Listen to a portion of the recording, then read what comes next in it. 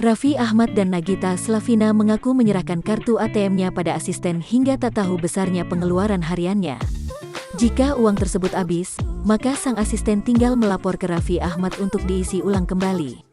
Hal tersebut terungkap dalam video yang diunggah di YouTube Atta Halilintar, Sabtu, tanggal 19 Juni tahun 2021.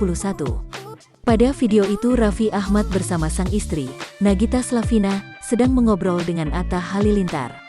Lantas suami Aurel Hermansyah ini memberikan pertanyaan berkaitan soal keuangan, yakni soal total nominal yang telah dikeluarkan dalam satu hari itu. Hari ini udah ngabisin duit berapa rupiah? Tanya Atta Halilintar. Mulanya Raffi Ahmad dan Nagita Slavina kompak mengatakan hari itu belum mengeluarkan uang sama sekali.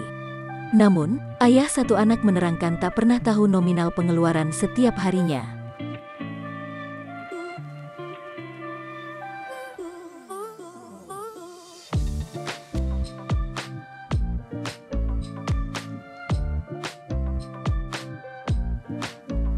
Lantaran kartu ATM-nya ia serahkan pada asisten pribadi, Sen.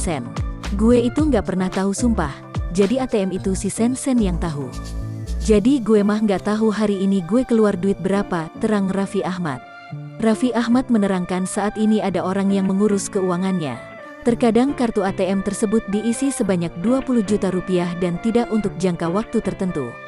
Nantinya apabila Sen melaporkan uang sudah habis, ia akan meminta untuk dikirimkan.